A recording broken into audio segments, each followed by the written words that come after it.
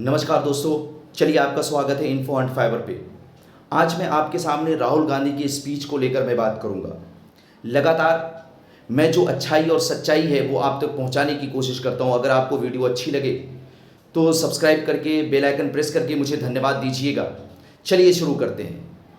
माननीय राहुल गांधी जी जो कि नेता विपक्ष है, उन्होंने राष्ट्रपति के अभिभाषण पर चर्चा करते हुए बिल्कुल संसद में एक माहौल बना दिया। यानी सत्ता पक्ष के उन्होंने धज्जियां उड़ा दी। अगर देखा जाए तो पहली बार ऐसा देखने को मिला पिछले 10 सालों के सरकार के कार्यकाल के बाद पहली बार ऐसा देखने को मिला कि जब भी आपने देखा होगा कि संसद में जब नेता सत्ता पक्ष भाषण दे रहा होता है तो विपक्ष उस पर क्या करता है, हंगामा कर रहा होता है। लेकिन राष्ट्रपति के अभिभाषण पर चर्चा करते हुए हमने ये पहली बार देखा कि विपक्ष का नेता उस पर क्या कर रहा हो, भाषण दे रहा हो, उस पर चर्चा कर रहा हो तो सत्ता पक्ष जो है ना वो परेशान हो, सत्ता पक्ष बार बार उसमें इंटरवीन करने की कोशिश कर रहे हो। कई बड़े नेता राहुल गांधी के भाषण में इंटरवीन करते हुए दिखे, चाहे वो माननीय राजनाथ सिंह जी हो, चाहे माननीय अमित शाह जी हो, चाहे शिवराज सिंह चौहान हो। समझिएगा, यहाँ तक कि माननीय प्रधानमंत्री जी को भी संसद में क्या होगा, खड़ा होना पड़ा और नेता प्रतिपक्ष को लेकर उन पर बात कहनी पड़ी। ये माहौल, यानी राहुल गांधी अब वो राहुल गांधी नहीं जो 2014 के राहुल गांधी थे। राहुल गांधी अब वो राहुल गांधी नहीं है जो 2019 के राहुल गांधी थे, बल्कि ये राहुल गांधी 2024 के राहुल गांधी है। वो राहुल गांधी जिसके बारे में ये कहा जाता है, ये बोला जाता है कि राहुल गांधी बहुत ही शांत स्वभाव के नेता है, लेकिन जब नेता प्रतिपक्ष के रूप में वो भाषण दे रहे थे तो उनका तेवर बिल्कुल देखने लायक था, उनका एग्रेशन बिल्कुल देखने लायक था। ऐसी लोगों ने कल्पना भी नहीं की थी कि राहुल गांधी इस तरह से तेवर में भाषण दे रहे होंगे, लेकिन उन्होंने भाषण दिया और स्पीकर महोदय भी उसमें लाचार और असहज महसूस दिखे। हालांकि स्पीकर महोदय पर सत्ता पक्ष का दबाव तो होता ही है और है भी, लेकिन फिर भी बार बार राहुल गांधी को रोकने की कोशिश कर रहे थे, लेकिन राहुल गांधी कहीं पर नहीं रुके और बड़े ही चतुर अंदाज में, बड़े ही शातिराना अंदाज में उन्होंने सत्ता पक्ष को क्या किया, जवाब दिया। उन्होंने बीसीओ मुद्दे उठाए, उन्होंने अग्निवीर का मुद्दा उठाया, उन्होंने जो है ना किसान का मुद्दा उठाया, एमएसपी का मुद्दा उठाया, नीट का यानी पेपर लीक का मुद्दा उन्होंने उठाया, बेरोजगारी का मुद्दा उन्होंने उठाया, महंगाई का मुद्दा उठाया और इन तमाम मुद्दों पर सत्ता पक्ष बिल्कुल तिलमिलाता हुआ दिखा। यहां तक कि उन्होंने शिव जी की फोटो दिखाकर यह कहा कि बीजेपी वाले जो हैं वो डर फैलाने का काम करते हैं, है ना। तो इस बात पर जैसे ही राहुल गांधी जी ने यह कहा कि बीजेपी वाले जो है ना डर फैला रहे हैं, यानी हिंदू डर नहीं फैलाता लेकिन बीजेपी वाले क्या कर रहे हैं, डर फैला रहे हैं, तो इस पर माननीय अमित शाह जी खड़े होकर कहे, क्या नियम इन पर लागू नहीं होता? अमित शाह जी खड़े होकर उनको जवाब देना पड़ा। फिर उन्होंने अग्निवीर मामले को उठाया और अग्निवीर वाले मामले में उन्होंने कहा कि ये पीएम का क्या है, ब्रेन चाइल्ड है। यानी सेना के बारे में जनता ये सोचती है कि अग्निवीर सेना की योजना है, लेकिन सेना ये जानती है कि ये सेना की योजना, सेना का स्कीम नहीं है, बल्कि ये पीएम का क्या है, ब्रेन चाइल्ड है, ऐसा उन्होंने कहा। तो इस पर राजनाथ सिंह जी खड़े हुए और उन्होंने कहा कि गलत बयानी से संसद के अंदर काम ना लिया जाए, समझिएगा। और इसके बाद अमित शाह जी ने भी कहा कि संसद झूठ बोलने की जगह नहीं होती। यानी राहुल जी की हर बार भाषण की जितनी भी बातें थी वो सत्ता पक्ष को बिल्कुल नहीं, कहते हैं जैसे मिर्च जैसे लग रही हो। यानी पहली बार ऐसा देखने को मिला संसद के अंदर कि नेता प्रतिपक्ष जो है ना वो सत्ता पक्ष को एकदम बेचैन कर दिया हो, सत्ता पक्ष की बेचैनी उन्होंने बढ़ा दी। और जब किसान के मुद्दे पर उन्होंने बोलना शुरू किया तो उन्होंने कहा कि किसान ने एमएसपी की मांग की, आपने मना कर दिया, आपने उसे नहीं दिया। तो इस पर कृषि मंत्री शिवराज सिंह चौहान भी खड़े हुए और उन्होंने फिर यह कहा कि गलत बयानी से काम ना ले। यानी बार बार विपक्ष जो है ना, विपक्ष के नेता राहुल गांधी लगातार हमले कर रहे थे और सत्ता पक्ष के नेता, बड़े बड़े नेता उठकर उसे डिफेंस करने की कोशिश कर रहे थे। यहां तक कि स्पीकर महोदय जी भी उन्हें क्या कर रहे थे, डिफेंस करने की कोशिश कर रहे थे। डर के मामले में राहुल गांधी ने कहा कि स्टूडेंट को डर है कि उनका पेपर लीक हो जाएगा, किसानों को डर है कि उनके लिए काला कानून आ जाएगा, यानी किसानों को काला कानून का डर है।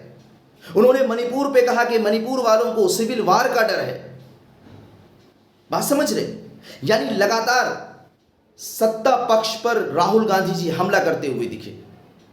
और जब अग्निवीर मामले में राजनाथ सिंह जी ने यह कहा, जब राहुल गांधी जी ने यह कहा कि मैं एक शहीद से मिला जिसे मैं शहीद कहता हूं, जिसे बीजेपी वाले शहीद नहीं कहते हैं, तो इस बात पर राजनाथ सिंह जी खड़े हुए और उन्होंने ये कहा कि ऐसा नहीं है, जो भी अग्निवीर में शहीद होता है उसे 1 करोड़ रुपए दिया जाता है।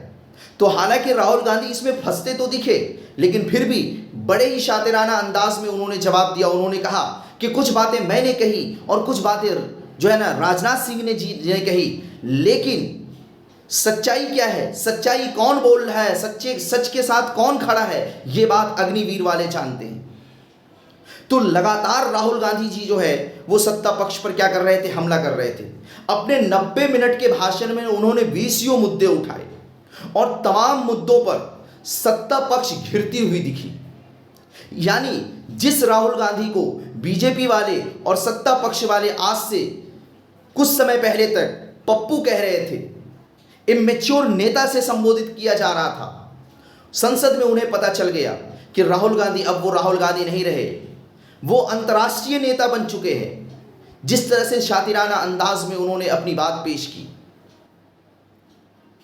हालांकि उन्होंने हर बात पे जहां जहां पर भी सत्ता पक्ष के नेता खड़े होकर इंटरवीन करने की कोशिश की, सबका उन्होंने जवाब दिया। यहां तक कि जब वो नोटबंदी पर बात कर रहे थे तो उन्होंने यहां तक कह दिया कि प्रधानमंत्री जी ने खुद कहा कि हमारा संपर्क सीधे जो है ना वो देवता से है, और उस पर उन्होंने कहा कि खटाखट वहां से ऑर्डर आता है और हम उस चीज को क्या करते हैं, लागू कर देते हैं। इस पर स्पीकर महोदय जी ने उन्हें टोकने और रोकने की कोशिश की, तो उन्होंने कहा कि सर मैं उनका सम्मान करता हूं, ये बात मैं नहीं बोल रहा हूं, ये माननीय प्रधानमंत्री जी ने खुद कहा था कि हम क्या है, बायोलॉजिकल है ही नहीं, अनबायोलॉजिकल है। बात समझ रहे? तो कितने कड़े तेवर रहे होंगे राहुल गांधी के। आप में से बहुत सारे लोगों ने राहुल गांधी का वो भाषण भी सुना होगा, सुनिएगा कितना कुछ उन्होंने सुनाया है, कितना कुछ उन्होंने कहा है।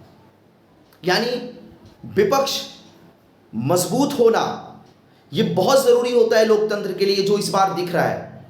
और इससे जनता का सबसे बड़ा फायदा ये होगा कि जनता की जो आवाज है वो संसद में क्या होगी, बुलंद होगी। यानी सत्ता पक्ष हर वो निर्णय अपनी मर्जी से नहीं ले सकेगा जो जनता हित में ना हो। बहुत सारे ऐसे भी निर्णय ले लिए गए पिछले कार्यकाल में जिससे जनता खुश नहीं थी, जिसे जनता को बहुत ज़्यादा फायदा नहीं था, लेकिन सरकार ने वो निर्णय लिए। तो अब विपक्ष के बहुत ज़्यादा मजबूत है, तो विपक्ष उन बातों की क्या कर सकता है, आलोचना कर सकता है। संसद के अंदर गृह मंत्री जी अमित शाह जी, जो कि बहुत ही कद्दावर नेता हैं, वो भी राहुल गांधी के भाषण के सामने लाचार और मजबूर दिखे। यानी पहली बार उनको एहसास हुआ होगा कि राहुल गांधी कौन है, चूंकि चुनाव के दौरान माननीय प्रधानमंत्री जी भी ने कहा था इस तरह से कि कौन राहुल। तो जब राहुल गांधी संसद में भाषण दे रहे थे तो इनका अंदाजा हुआ होगा कि कौन राहुल गांधी है। यानी विपक्ष के मजबूती की वजह से जो जनता की सही आवाज है वो अब संसद के अंदर बुलंद होने वाली है। और आने, ये तो अभी टेलर है, ये तो अभी शुरुआत है, आगे देखिए क्या क्या होता है। लेकिन स्पीकर महोदय पिछले कार्यकाल की तरह कार्रवाई नहीं कर पा रहे थे। ऐसा लग रहा था कि स्पीकर महोदय जी से भी ये कहा गया होगा कि आप बहुत ज्यादा इंटरवीन मत करिएगा, क्योंकि आपका जो पद है ना, ये बड़ी आसानी से आपके पद से आपको हटाया जा सकता है एक साधारण बहुमत के साथ। इसीलिए माननीय ओम बिरला जी रोकने की कोशिश तो कर रहे थे, समझाने और बताने की कोशिश तो कर रहे थे, लेकिन उस एग्रेशन के साथ नहीं था जो इनका पिछले कार्यकाल में देखा गया, जहां पर के संसद को ये निलंबित सांसद को संसद से निलंबित कर दिया करते थे। लेकिन इस बार ऐसा देखने को नहीं मिल रहा।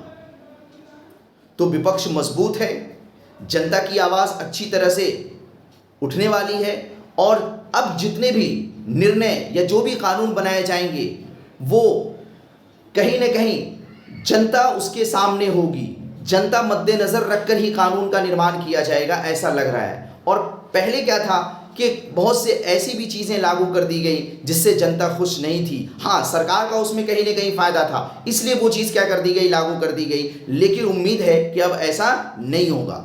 इसी बात के साथ मैं आपसे विदा चाहूँगा। आपका दिन मंगलमय हो, है ना। चैनल को सब्सक्राइब कर लीजिएगा, सब्सक्राइब करके मुझे धन्यवाद दीजिएगा। Okay, thank you.